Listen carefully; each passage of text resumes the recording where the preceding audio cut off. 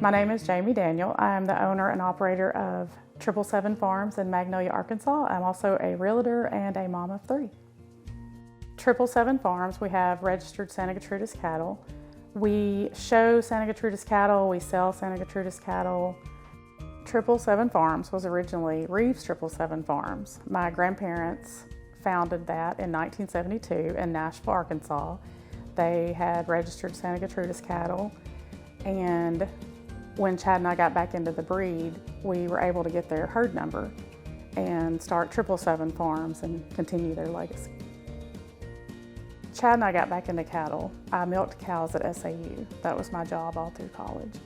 And so we started getting bottle calves from the sale barn and, feeding them out with the milk from there. But when we decided to get into a breed, Santa Gertrudis was the only breed that was the only option for me. Like, I wouldn't even think of doing another breed. And Chad was a city boy that played baseball at SAU and didn't have a cow, didn't have a clue about anything. And now he's head over heels in love. And I always say I created a monster because he loves it.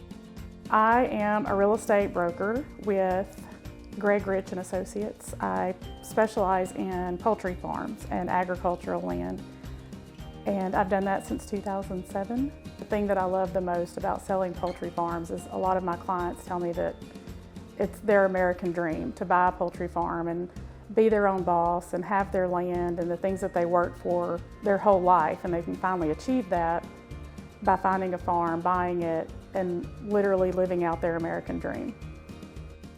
I'm Maggie McDonald. I'm a senior at Magnolia High School here in Magnolia. I'm proud to be able to nominate Jamie Daniels for Arkansas Ag Woman of the Year.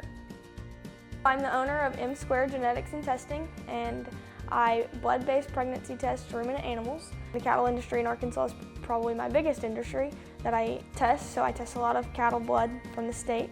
And Jamie has been able to support me. I actually started my lab in my barn, and here I am in 777's facility, and this is kind of something that you dream of.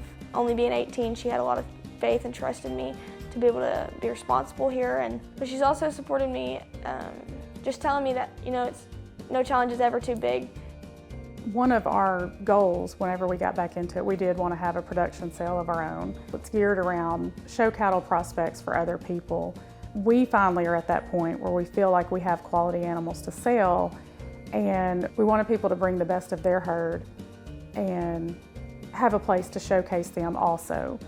We had consigners from North Carolina to Texas, Florida, Georgia, Mississippi, and we had buyers come from all over. In the future, since my kids are almost aging out of the junior show program, I hope to continue to get other kids involved, keep them involved, get them interested, offer them animals to show, just sort of show them how we do it, and hopefully they'll fall in love with it like we have, and we can continue to be breeders and have kids wanting to show. I think what I feel like is our biggest accomplishment, we have 7 national champion animals. We have females and bulls that have been national champions and have produced national champions. We are also a satellite center for Transova Genetics. By having Transova here, not only for our herd, but for other people, they can improve their genetics and improve their herd and produce more of their better animals that they would like to use in their herd. What I admire most about Jamie is that she doesn't do anything halfway. She does a lot. She's a mom, she's a wife, she's a realtor, she works at the farm. She never does any of those tasks with less than 100% effort, and I really admire that about her.